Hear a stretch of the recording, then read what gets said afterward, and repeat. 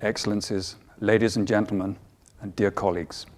It's a great honor to welcome you to this virtual event marking the International Day of Commemoration in memory of the victims of the Holocaust, organized by the United Nations Information Service here in Vienna in cooperation with the Permanent Mission of Israel. And to mark this important day, we are honored to present you these special messages by our dignitaries, Mr. Antonio Guterres, Secretary General of the United Nations, Ms. Ghada Waly, Director General of the United Nations Office at Vienna, His Excellency Mr. Gaby Ashkenazi, the Minister of Foreign Affairs of Israel, His Excellency Ambassador Mordechai Denis Paul Rodgold, Ambassador of Israel to the Republic of Austria and Permanent Representative to the United Nations, the Organization for Security and Cooperation in Europe, and international organizations in Vienna.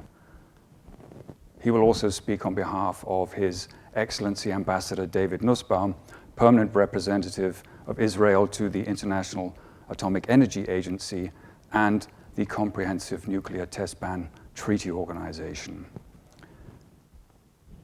Thank you to all our speakers, and welcome to other ambassadors and representatives from permanent missions and the Jewish community here in Vienna, and all those who join this virtual commemoration. Before we hear our first speaker, I should now like to invite Mr. Herzl Edrei, Consul of the Embassy of Israel, to light the memorial candle.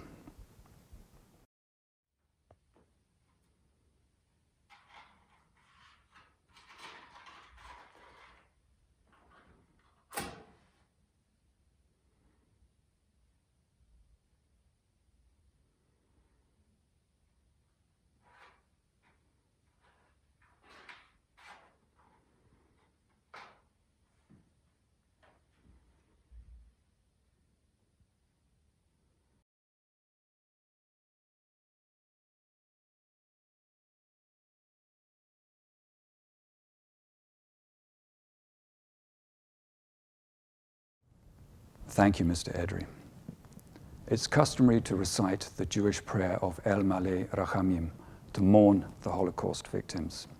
El Maleh Rachamim, which means God full of mercy in Hebrew, is a funeral prayer for the ascension of the souls of the dead. I should like to invite the Chief Cantor of the main Vienna Synagogue, Mr. Shmuel Barzilai, to recite this prayer.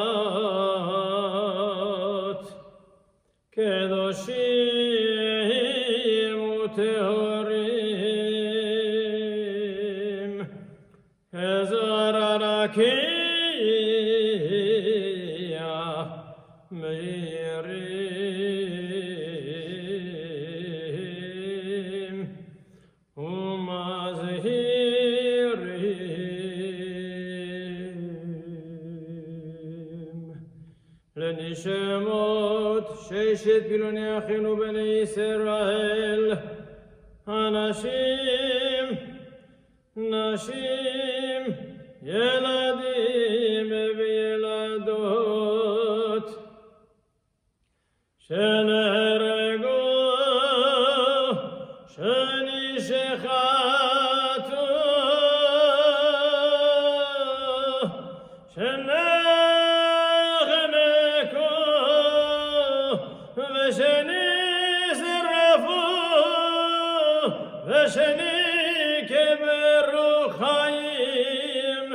בידי הנאצים ועוזריהם יימח שמם באושוויץ, מיידנק, טרבלינקה, מאוטהאוזן ובשאר מחנות ההשמדה בארצות אירופה.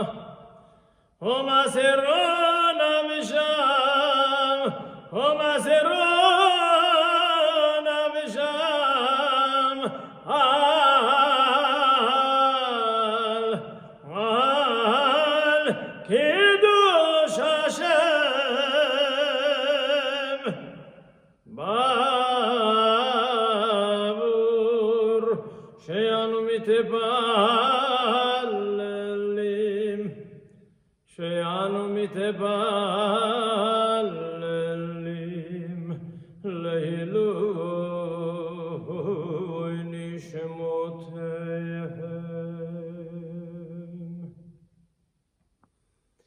לכן בעל הרחמים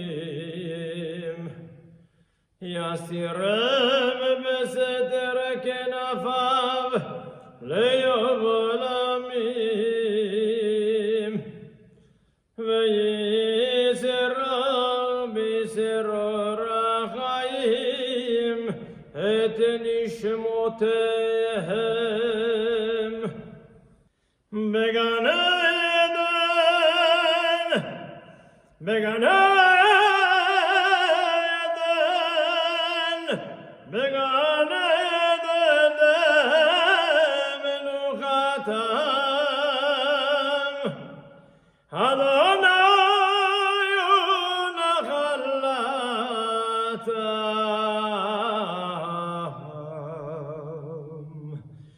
וינוחו ושלום על משכבם, ונאמר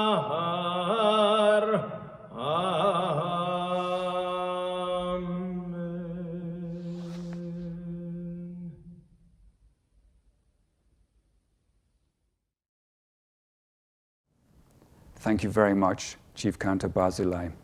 I should now like to present the special message of Mr. Antonio Guterres, Secretary General of the United Nations. Today, we honor the memory of the 6 million Jews and millions of others who were systematically murdered in the Holocaust by the Nazis and their collaborators. This year's anniversary takes place under the shadow of the COVID-19 pandemic, which has revealed long-standing fractures and injustices in our societies and contributed to a resurgence in anti-Semitism and xenophobia. The Holocaust was the culmination of 2 millennia of discrimination, attacks, expulsions, and periodic mass killings of Jews. It should have ended anti-Semitism for good, but it did not. Anti-Semitism, unfortunately, remains alive and well. Today, white supremacists and neo-Nazis are resurgent, organizing and recruiting across borders, intensifying their efforts to deny, distort, and rewrite history, including the Holocaust. The COVID-19 pandemic has given them new opportunities to target minorities based on religion, race, ethnicity, nationality, sexual orientation, disability, and immigration status. We must make urgent joint efforts to stop them. As we consider the recovery from the COVID-19 pandemic, we must address the fragilities and gaps exposed by the pandemic and strengthen our mutual bonds based on our common humanity. This year must be a year of healing. Healing from the pandemic and healing our broken societies in which hatred has all too easily taken root. As we remember those who died in the Holocaust and honor the survivors, our best tribute is the creation of a world of equality, justice, and dignity for all.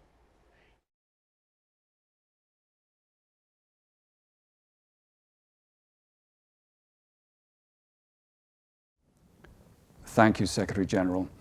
I should now like to invite Ms. Ghada Waly, Director General of the United Nations Office at Vienna, to address us. Excellencies, ladies and gentlemen, thank you for joining the United Nations in Vienna on this International Day of Commemoration in memory of the victims of the Holocaust.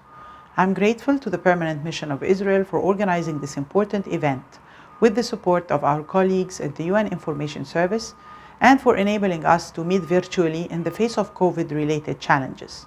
We come together today to remember the 6 million Jewish men, women, and children and the countless others murdered during the Holocaust. It is our duty to mourn these victims and preserve their memory while reflecting upon the spiral of hatred, discrimination, and dehumanization that led to Nazi death camps in Europe. The horrors of the Holocaust and of the Second World War prompted the founding of the United Nations so that together we can prevent crimes against humanity and strive for peace. Our struggle against anti-Semitism and racism, hate crimes, and hateful discourse continues today. It is central to the mission of the United Nations that we do our utmost to counter the bigotry, prejudice, and disinformation that aim to divide us. We rely on education and research as powerful tools for spreading knowledge of historical facts, human rights principles, and media literacy among our young generations. And we celebrate the diversity of our societies as a strength working towards inclusion and mutual understanding. In honor of the victims of the Holocaust, we pledge to never forget and to always stand up for human rights, justice, and for a life of dignity for all. Thank you. Thank you, Director General. I now have the honor to invite His Excellency Mr. Gaby Ashkenazi, Minister of Foreign Affairs of Israel, to deliver his remarks. On January 27, we commemorate 76 years since the liberation of Auschwitz-Birkenau, the largest concentration and death camp of the massacre of the Jewish people on European soil. As a son of a Holocaust survivor, I often relive my father's stories that are difficult to believe. But that was the reality for him and for millions of others. No one can doubt the survivors whose testimony are soaked with the blood of their families and loved ones. We must commit to ensure that these testimonies are always heard.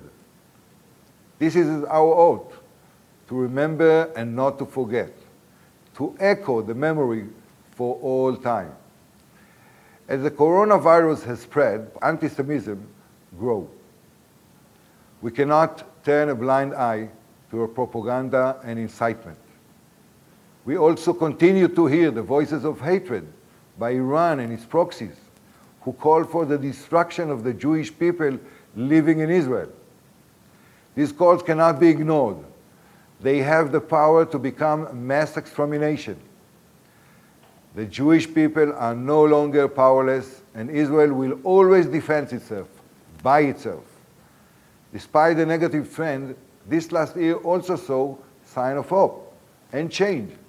We can see a new era, an era of mutual discussion, an era of peace. I continue to believe that there can be a better future for this region. In October, I visited Germany with my friend, the UAE Foreign Minister, Sheikh Abdallah bin Zayed Al Nahyan. At his initiative, we visited the Holocaust Memorial in Berlin. In a moment of history, I shared my family's story with him and with Heiko Maas, the German Foreign Minister. I felt a special sense of pride. As a foreign minister, as a former chief of staff of the State of Israel on German soil. Our joint visit sent a strong message to the whole world, a message of recognition of the history of the Jewish people, and a message of unity. It was a shared cry, joining the voices of the victim, to remember and not to forget, a promise of never again. Thank you, Minister Ashkenazi. I have the honor to invite the permanent representative of Israel to the United Nations, the Organization for Security and Cooperation in Europe, and international organizations, Ambassador Mordechai Denis Paul Rodgold, to take the floor.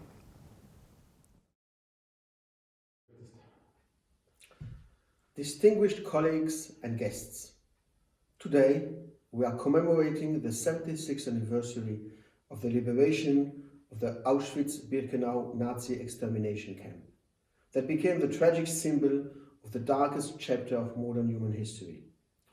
On 1st November 2005, the United Nations General Assembly adopted Resolution 67 by consensus, reaffirming that the Holocaust, the Shoah, will forever be a warning to all people of the dangers of hatred, bigotry, racism, and prejudice. It designated the 27th of January as the International Day of Commemoration in memory of the victims of the Holocaust. For me, this day is also a very personal one. Actually, I myself, Mordechai Rodgold, bear the name of my grandfather, Mordechai Rodgold, who died on the 30th of July 1942 in Auschwitz-Birkenau, the death camp, the liberation of which in 1945 we are marking today. Mordechai Rodgold's parents and siblings were all arbitrarily murdered, together with 6 million Jews, in the numerous and ominous extermination, concentration, forced labor camps and killing fields that the German Nazi regime and its too many collaborators set up all over Europe. The Nazis' immorality and despise for human life that culminated in the perpetration of the genocide against the Jews brought about the destruction, mourning and death over all peoples of Europe and beyond. I do believe that commemoration ceremonies like this are a good opportunity for us to go back to the basics and to remind ourselves of our roles as diplomats, in particular within this great organization, the United Nations. Our common struggle for freedom, justice, and peace, as envisaged in the Bible by the prophets of Israel, is an ongoing one, in the memory of both the victims and survivors of the Holocaust, and for the sake of the next generation, we must continue with this struggle. Despite intensive work in the past decades in educating the younger generations about the Holocaust and its horrors, outcomes, and lessons, one cannot say that anti-Semitism has been uprooted. It is shameful that anti-Semitism and terrorism directed against Jews are again on the rise, especially in the digital sphere, even more during the actual pandemic. When Jewish life becomes increasingly threatened by extremists and hate-mongers, when Jews are being frightened to contemplate their future, no other wake-up call is needed to realize the threat posed and the harm inflicted to the security and stability of modern societies, to the freedom and prosperity of all individuals, and to the shared moral values of the countries represented in this organization. In order to draw the lessons of the errors of the past, to fight anti-Semitism, racism, extremism, and intolerance, wherever and whenever necessary, in order to build a better future, we need to remember the past. Today, it is our generation's duty to continue to tell the story. Thank you. Thank you, Ambassador. We invite you to join further commemoration events with the links shared through this post. Thank you very much again for being here today.